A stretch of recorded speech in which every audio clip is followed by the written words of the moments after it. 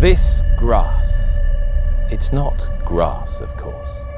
Racing calls it the going. The two-pole. To what, you might ask? Furlongs? Cue a lengthy explanation reaching back in time? From schools all over the country, the youngsters are learning to give a good account of themselves. The weighing room, where they weigh people. But quite why?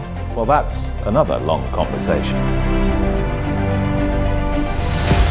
Welcome to Royal Ascot.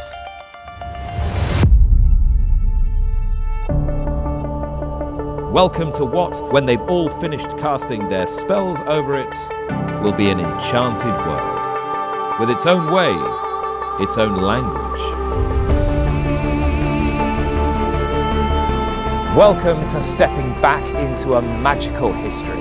Wathnan already has its own magical history with this place. 6 Royal Ascot triumphs in 2 short years. There's Al-Jehani. Go on, girl. Al-Jehani is a decisive winner. Wow, English oak. Haatem, bravest of the brave. Those 3 might all be back in action this week. Courage, mon ami. What a day. But time, it marches on. Excuse me, sir. And the history books have several blank pages put aside for this year's winners, and we'll be previewing them every day on Instagram and YouTube.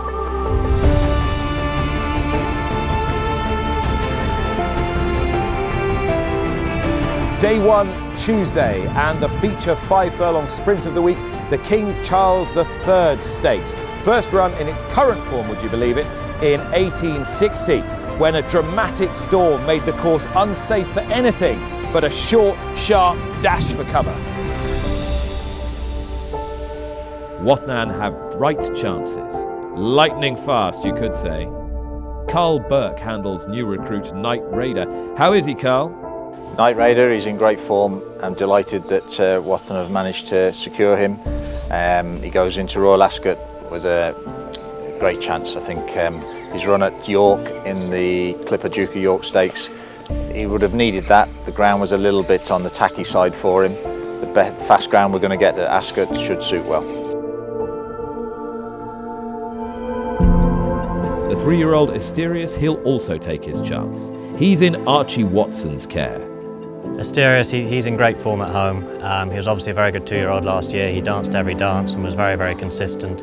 I wanted to bring him back against his own age group at York. I just felt the ground really didn't suit him that day. They'd overwatered and it was very loose on top, and William just felt that he couldn't really get his footing on it when they quickened. He's been all good at home since, and he obviously ran a huge race in the Norfolk last year, so we know the stiff 5 at Ascot suits, so we're looking forward to running him in the King's Stand, and I hope he can outrun his odds.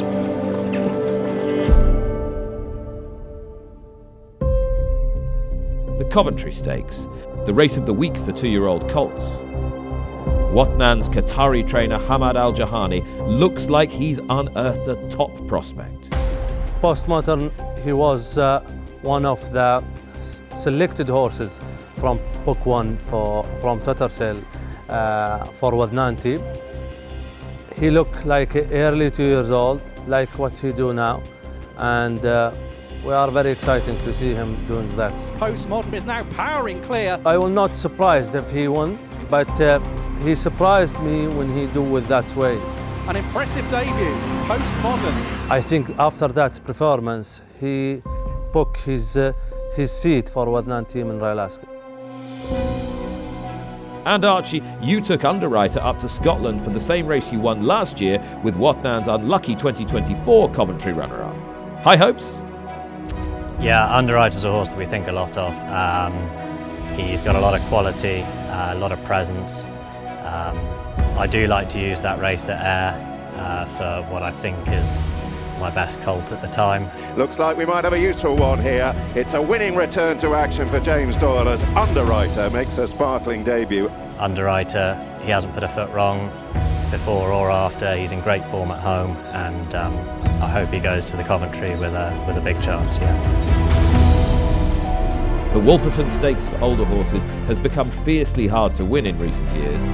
Haatem's an intriguing contender. Richard Hannon is trying him over a new trip. The thing about him going up in trip is he's a gentleman and he relaxes very easily. So him getting a mile and a quarter shouldn't be a problem, because he gives himself every chance with the way he races to get the trip. I couldn't be happier with the way he looks, and I couldn't be happier with the way he's moving. So he's in great form. He should be bang on for Royal Ascot. And it's Haatem that's kicked into the lead. He has awful lot of followers, and there's a lot of love for him out there because he wears his heart on his sleeve. So yeah, it was great to see him win, and he deserved it. Photo finish. Photo finish. And Hamad, second last year with Haunted Dream and back for another crack at it. Haunted Dream, he back again. He deserved to have another chance in that race. He's doing very well after Qatar season. He raced very good in Saudi in Group 2 race. He got a good break since he arrived in England. I think we're waiting to see him again in Royal Ascot meeting. And thereafter. Third that day and not seen since was John and Thady Gosden's Torito. He's back too. And Israel comes bursting through, chased by Haunted Dream and Torito. Torito's had a long break since his last start, which was in the same race Wolverton at Royal Ascot last year. He's been pleasing in his training into this race and seems ready to order himself. The last of the day is the Copper Horse Handicap. Wathnan's contender won the very same race the great Courage Mon Ami took before winning the Gold Cup. French Master's beginning to get up! French Master! And for the same trainer, father and son too. Thady Gosden, tell us about French Master. French Master's a horse we've always thought plenty of. He's still relatively lightly raced, having only run 5 times, but he's progressed with each step along the way. He won well at Druidwood last time. The Copper Horse is a next natural step for him. He has a fantastic mind, he's a very laid back individual, and hopefully he'll handle the occasion well. Well, a magical day needs a magical outfit. Alakazam.